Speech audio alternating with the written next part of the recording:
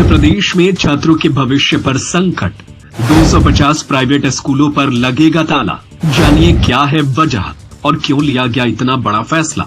मध्य प्रदेश में सरकार की तरफ से 250 प्राइवेट स्कूलों पर बड़ी कार्रवाई की गई है। इन स्कूलों की मान्यता को रद्द कर दिया गया है।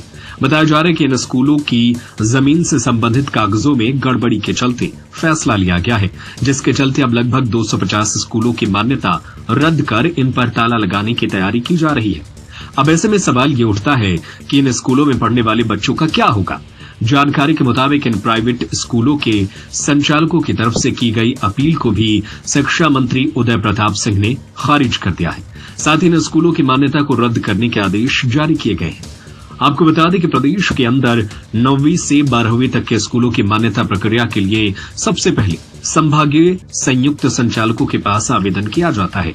अगर यहां से आवेदन मंजूर नहीं होता है तो उसके बाद दूसरी अपील के लिए विभागीय मंत्री के पास की जाती है। इस पूरी प्रक्रिया के माध्यम से शिक्षा मंत्री उदय प्रताप के पास लगभग 350 स्कूलों की अपील पहुंची थी, जिसमें से सिर्फ 50 स्कूलों को मान्यता दी गई है। इसके अलावा अन्य 50 स्कूलों की मान्यता को होल्ड पर रखा गया है। क्या है मान्यता देने के नियम? हाई स्कूल के लिए कम से कम 4000 वर्ग फीट जगह हो।